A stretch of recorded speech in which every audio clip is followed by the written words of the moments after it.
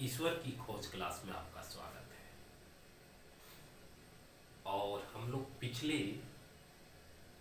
Class में introduction में कुछ सवाल जवाब खुद से किए थे और स्टॉप रखे थे। यानी कि पिछले वीडियो में मैंने इंट्रोडक्शन बताया और आज ये सेकेंड वीडियो है और सेकेंड वीडियो में हम लोग जानेंगे ईश्वर की खोज से पहले हमें इस प्राकृतिक को, नेचर को समझना होगा। और इस नेचर को समझने के लिए सबसे पहले हमें पृथ्वी के बारे में जानना होगा। पहला प्रश्न ये उठता है कि पृथ्वी का उत्पत्ति कैसे हुई और पृथ्वी में जीवन आरंभ कब हुआ। जब कोई भी चीज की उत्पत्ति होगी तभी उसमें जीवन संभव है। पृथ्वी को कई नामों से हम लोग जानते हैं। पृथ्वी, भूमि, रसा, रत्नगर्भा, धरा। और इन नामों के पीछे कोई ना कोई कारण भी है। एक पौराणिक कथाओं के अनुसार राजा पृथु के नाम से पृथ्वी नाम पड़ा। कहा जाता है पौराणिक कथाओं के अनुसार कि राजा पृथु जो थे उन्हीं के नाम से पृथ्वी का नाम पड़ा। चलिए जानते हैं कि पृथ्वी की उत्पत्ति कैसे हुई। लगभग आज से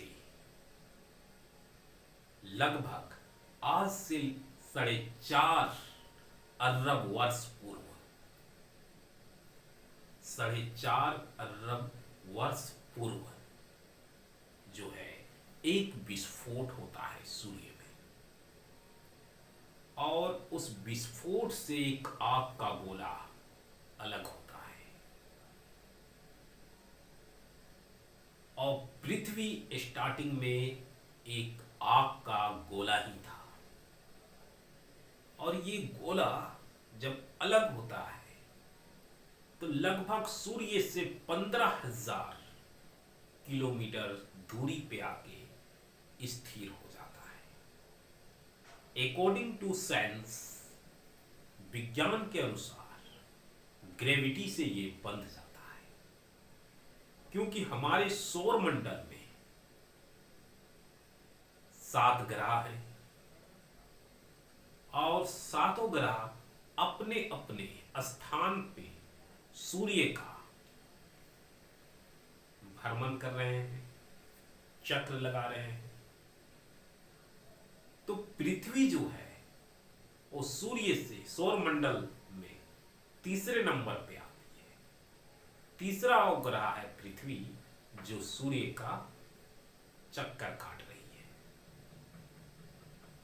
ये जब स्टार्टिंग में सूर्य से अलग हुआ था तो ये पूरा आग का गोला जो है, ये पूरा आग का गोला और इसकी रफ्तार जो था वो सूर्य का अपने ही एक्सिस पे जो है वो अपने एक्सिस पे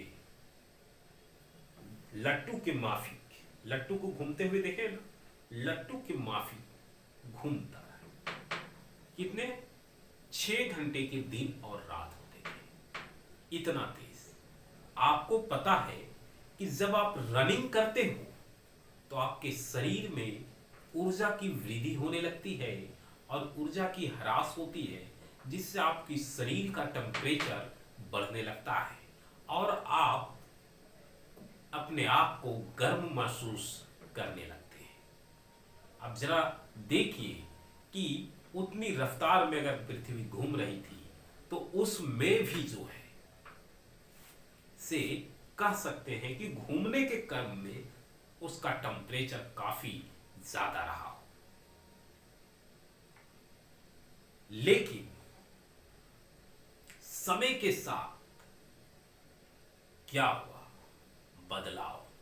कई वर्ष बाद जो है, ये कहानी मैं आपको जितना जल्दी सुनाने का कोशिश कर रहा हूं या बतलाने का कोशिश कर रहा हूं, ये इतना सरल नहीं हुआ है, बल्कि कई वर्ष पूर्व जो है उसमें एक एस्ट्रोनॉट आके टकरा जाता है, और जब वो टकराता है तो दोबारा से उसका ब्लास्ट होता है, और टकराने से वो दो भाग में बट जाता है, और वो दो भाग में बटने के बाद जो है मून का निर्माण होता है, जिसको चंदा बोलते हैं।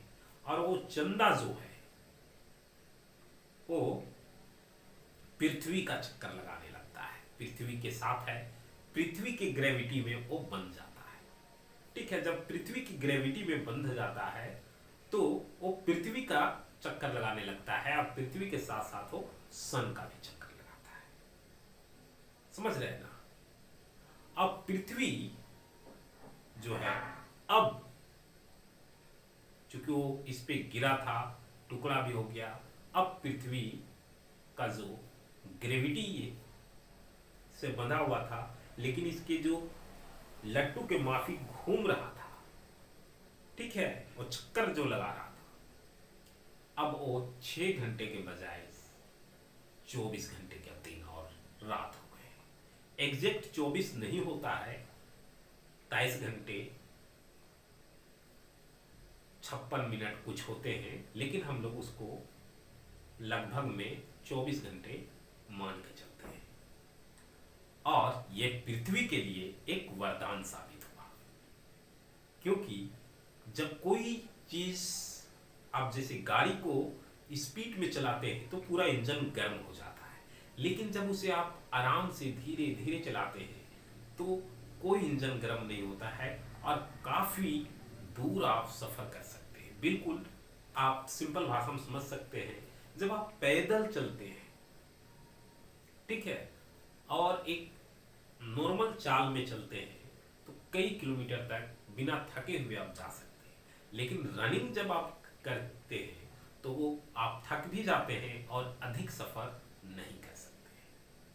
तो पृथ्वी के साथ ये एक वरदान हुआ कि अब पृथ्वी में दिन और रात जो होने लगे, ये अकॉर्डिंग टू किसका? साइंस। लेकिन एक चीज इसमें अभी भी छिपा हुआ है। साइंस है क्या? विज्ञान क्या है? विज्ञान क्या है?